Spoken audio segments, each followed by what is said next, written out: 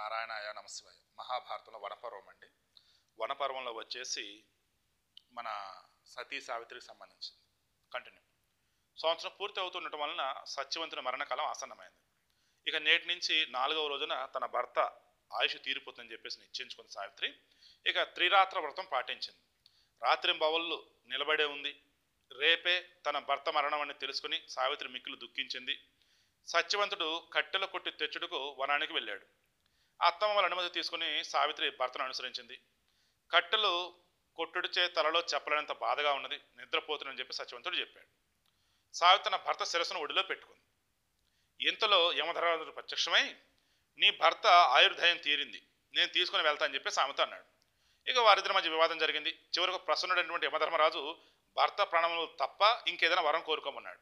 వరం అడే క్రమంలో 4వ వరంగా 9 పుత్రులను సంతానంగా కోరింది. చూడండి, నీ భర్తను బ్రతికించాలి అంటే నీ భర్త చనిపోయాడు కదా, ఆయన ప్రాణాలు తప్ప ఇంకేదైనా కోరిక అన్నాడు.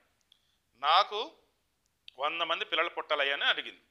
యమధర్మ తదాస్తు అని వచ్చాడు. దాన్ని అప్పుడు మరి భర్తతోనే కదా పిల్లలు పుట్టేది, ఇక దాంపత్య సమాగమం లేకుండా సంతత అసాధ్యం కనుక నా భర్తను బ్రతికించమని వేడుకుంది. ఇక యమధర్మరాజు ప్రసన్నుడయ్యాడు. సత్యవంతుడు తిరిగి బ్రతికాడు. శాల్వదేశ ప్రజల కోరికను అనుసరించి జోమత్సేనుడు రాజ్యాభిషిక్తుడయ్యాడు.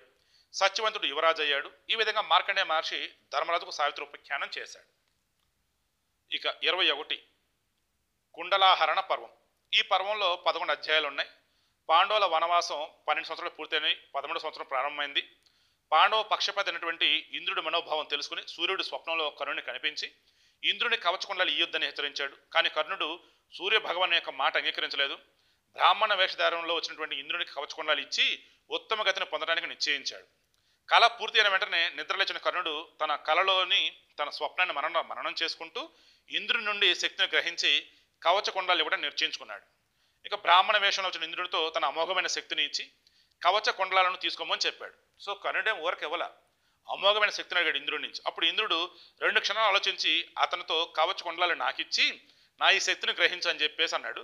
ఇక నీ దగ్గరకు వచ్చిన తర్వాత ఈ శక్తి ఎవరో ఒక ప్రతాపవంతుడైన శత్రువుని చంపి తిరిగి నా వద్దకు వచ్చిందని చెప్పేసి కవచ కుండలను తీసుకుని వెళ్ళిపోయాడు.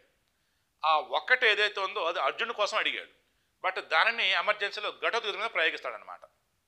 ఇక 22 ఆరణేయ పర్వం. ఈ ఉపపర్వంలో 5 అధ్యాయాలు ఉన్నాయి. ద్రౌపదిని హరించినటువంటి జయద్రథుని యుద్ధంలో ఓడించి పాండవులు తిరిగి ద్రౌపదిని పొందారు. ఆ పిమ్మటి వరకు కామ్యకవనం విడిచి ద్వైతవనానికి వెళ్ళారు. ఒక రోజున ఒక తపస్వి బ్రాహ్మణుని అరణితో కూడిన మందన కాష్టము లేడి కొమ్ములతో ఇరుక్కుపోయింది. అరణి అంటే నిప్పు మండించదు అన్నట్టు, అది వచ్చేసి ఎక్కడ ఇరుక్కుపోయిందంటే లేడి కొమ్ములలో ఇరుక్కుపోయింది.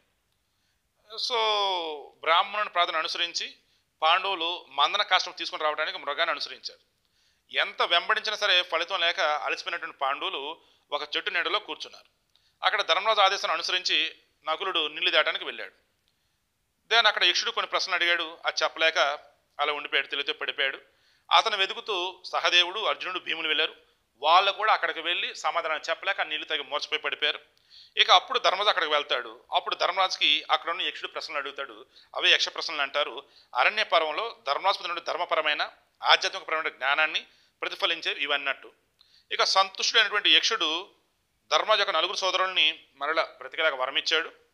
ఇక 13వ సంవత్సరాన అజ్ఞాతవాసం చేయడానికి పాండవులు బ్రాహ్మణుల నుండి పొంది ద్రౌపదితో సహా ధౌమ్యునితో కలిసి అచ్చటి నుండి వెళ్ళారు. సో 12 సంవత్సరాలు అరణ్యవాసం అయిపోయింది. ఇక అజ్ఞాతవాసం 13వ సంవత్సరం. ఇదండి ఓవరాల్గా వనపర్వం మొత్తం కూడా ఇప్పుడు మనం ఏవైతే డిస్కస్ చేసామో ఈ గత కొద్ది రోజులుగా అన్నివి. ఇక రేపటి నుంచి మహాభారతంలో వనపర్వంలో ప్రథమాధ్యాయం. ఎన్నాళ్ళు ఏంటంటే జస్ట్ స్టోరీగా చెప్పుకుంటూ వెళ్ళాం కదా, అసలుది ఇక రేపటి నుంచి మనకు వచ్చింది అన్నట్టు.